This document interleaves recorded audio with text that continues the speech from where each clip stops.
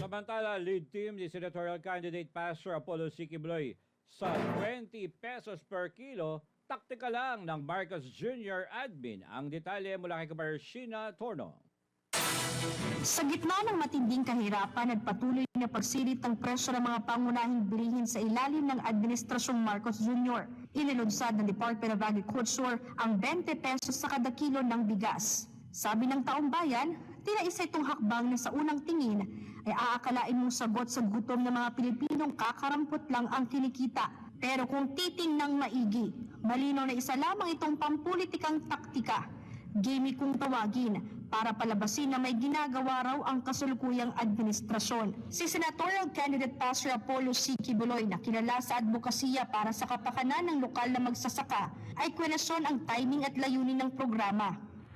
It is an artificial move which will not have any lasting effect because it was only precisely timed during elections and it is an artifice simply to impress upon the public that he is doing something about it. Ayon kay Torion, binibigyang diin ni Pastor Quiboloy na ang tunay na reforma ay hindi nanggagaling sa instant o pakitang taong aksyon. Para sa kanya, ang solusyon sa mataas na presyo ng mga bilihin, lalo na ang bigas, ay dapat nakabatay sa pangmatagalang polisiya, hindi sa pansamantalang palabas. Ang gusto kasi ni Pastor, prices should go down as a result of, as a natural result of effective governmental policies.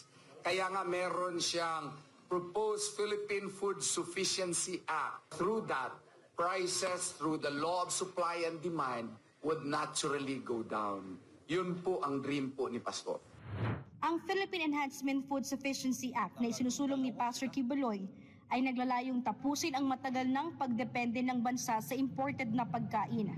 Sa ilalim ng panukalang ito, bibigyang suporta ang mga magsasaka sa pamamagitan ng pagbili ng kanilang lupain na hindi inaalis sa kanila ang pagmamay-ari. Kasama rin dito ang pagpupondo sa mga traktora, abono at infrastruktura gaya ng mga bodega at farm-to-market roads upang mapabilis at maging mas epektibo ang distribusyon ng produkto.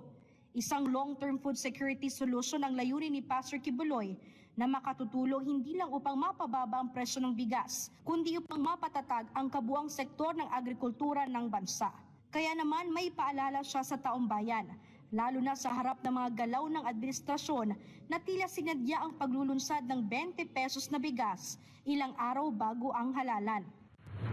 Dapat hindi tayo magpabudol sa kanilo ganitong mga taktika kasi sa kahaba-haba ng panahon, itinaon pa days before the election. So, yung taong bayan ay nag-iisip din, bakit nga ngayon lang? At saka, bakit piling-pili lang?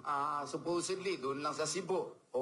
Kasi hindi maiwasan na baka itinaon lang iyon dahil sa election.